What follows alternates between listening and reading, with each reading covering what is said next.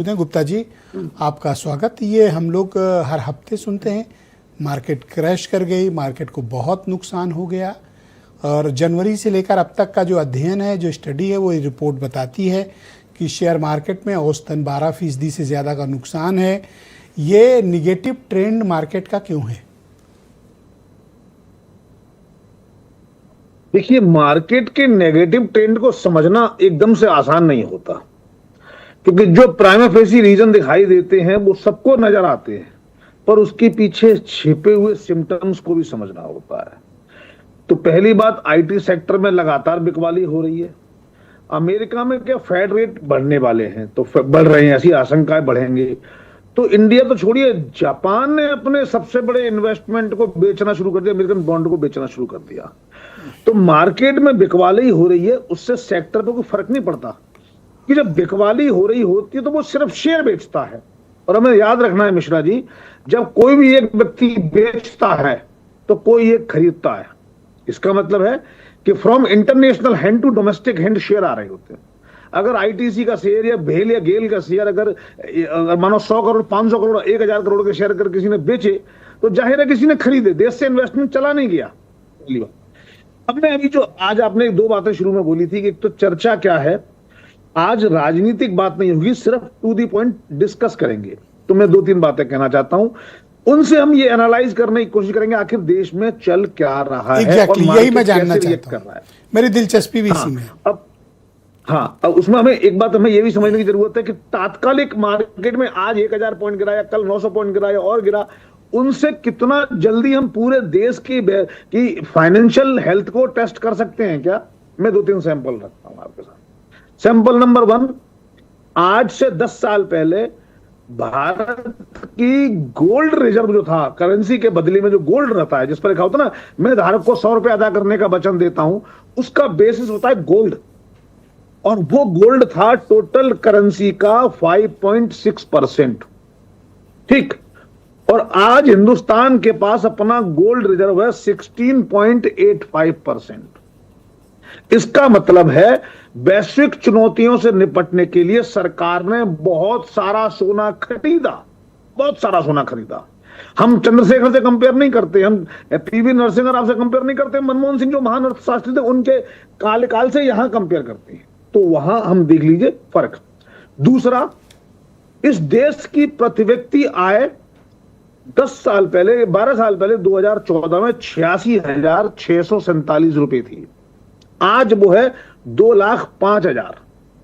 अब हम ये तो नहीं कहेंगे भाई मजदूर की आय नहीं बढ़ी, ओवरऑल जब एवरेज है, एवरेज निकालने के तरीके से निकाला गया, चाहे जो व्यक्ति काम कर रहा है नहीं कर रहा, महिला है बुजुर्ग है, बस सबकी इनकम जोड़ के एवरेज लगा के वो देखा तो इनकम उस हिसाब से लगभग 2.5 से 3 गुना बढ़ी। अब तीसरा और आखिरी टेस्ट में बोलता हूं जो मैंने किया कि आज 2014 में देश की जो जीडीपी थी, अर्थव्यवस्था थी, वो $2 ट्रिलियन से कम की थी। और आज कितनी है? आज $3.9 ट्रिलियन है। हम विश्व की 5 मजबूत व्यवस्था में से एक हैं। पहले हम 5 फ्रजाइल इकोनॉमी होते थे, फ्रजाइल 5 जिसे बोल। ठीक है, एक बात। तो पहली बात तो ये हुई कि हम अर्थव्यवस्था के तौर पर, कंट्री के तौर पर और आरबीआई बैंकिंग फाइनेंशियल्स के तौर पर पहले से लगातार मजबूत होते गए। ठीक है। अब दूसरी बात, क्या आरबीआई ने सोना बेचा? इस मामले में सरकारी कह रही सोना नहीं बेचा, और अगर बेचा भी हो तो मुझे लगता है कोई बड़ी बात नहीं है, क्योंकि ये ज्वेलरी नहीं है। अगर हम गोल्ड खरीद रहे हैं लगातार और अगर जरूरत पड़ रही है, रुपए को कंट्रोल करना है, तो बेचने में भी मेरे हिसाब से कोई हार्म नहीं है। ठीक है। अब इस फाइनेंशियल हेल्थ 10 साल की हेल्थ को हम 2 दिन के शेयर मार्केट के क्रैश से कंपेयर नहीं कर सकते। उनके अलग अलग रीजन है। सबसे बड़ा प्राइमा फेसी रीजन जो है वो ईरान, अमेरिका, इजराइल का युद्ध और इसके साथ साथ कनेक्टेड यूक्रेन और रशिया का युद्ध। इस युद्ध की वजह से क्या हुआ, जो स्ट्रेट ऑफ हॉर्मुज था उसको ईरान ने चौक कर दिया, हम सब जानते हैं, जिसकी वजह से ऑयल की शॉर्टेज, हम समझ रहे हैं देश में ऑयल की शॉर्टेज है, इसकी वजह से प्राइस लगातार बढ़ रहे हैं। और मोदी जी को फ्रंट पे आकर 1 बार 2 बार 3 बार जो है रेट बढ़ाने पड़ गई। अच्छा गुप्ता जी, इन दिनों आपने आर्टिकल पढ़े होंगे कि प्रधानमंत्री जी के पूर्व आर्थिक सलाहकार लोगों ने बड़े बड़े अखबारों में बड़े बड़े आर्टिकल्स लिखे। आपने भी निश्चित वो आर्टिकल्स पढ़े होंगे।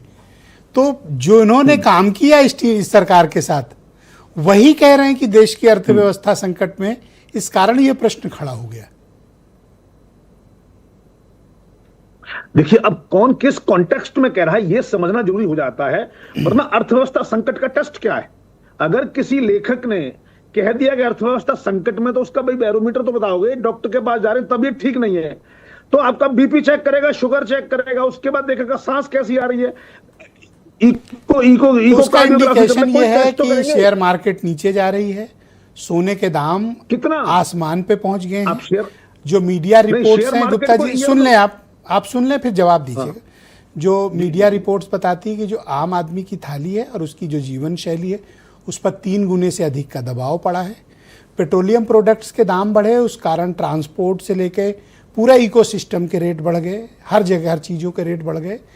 तो आम आदमी, गरीब आदमी, किसान, मजदूर, middle class, lower middle class, salaried तबका, ये भारी दबाव में है आर्थिक कारणों से। मैं उसके भी जिक्र करना चाहूँ। मैं ये कह रहा हूँ, इंडस्ट्रियलिस्ट, कारपोरेट शेयर मार्केट को भले फर्क न पड़े, आम आदमी दबाव में है।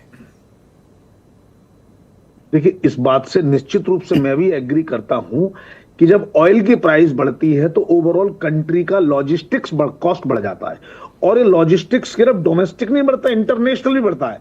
अगर हम चाइना से या यूएस से कोई चीज इंपोर्ट कर रहे हैं, वो महंगा हो रहा है। वो महंगा हो रहा है तो circulation from one hand to another में हर जगह महंगाई बढ़ रही है, इसमें कोई डाउट नहीं है।